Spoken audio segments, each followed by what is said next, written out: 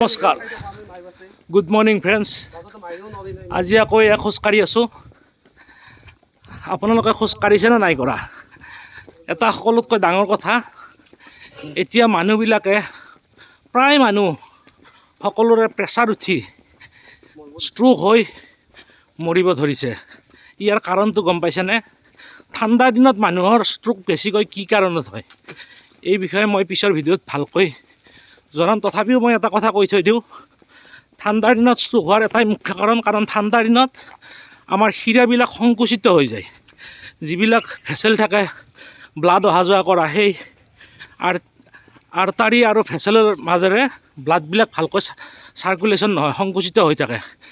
যাৰ কাৰণে যেতিয়া হাৰ্ট আৰু মগজুৱে ভালকৈ তেজ বা ব্লাডটো নাপাব, তেতিয়া মানুহৰ ষ্ট্ৰোক হ'ব আৰম্ভ কৰে। সেইকাৰণে গাটো গৰম কৰি ৰাখিবৰ কাৰণে অন্ততঃ দিনত এঘণ্টা হ'লেও আপোনালোকে খোজ কাঢ়ক, যিটো কাম আমি কৰি আছোঁ।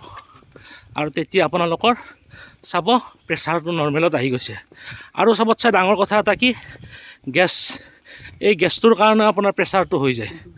গতিকে এতিয়া আপোনাৰ প্ৰেছাৰটো নৰ্মেলত আহিবৰ কাৰণে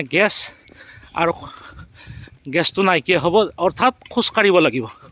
গতিকে সকলো আহক, খোজ কাঢ়ক, নিজৰ জীৱনটো কিয় ধুনীয়া কৰে। গতিকে জয় হিন্দ, জয় আই অসম।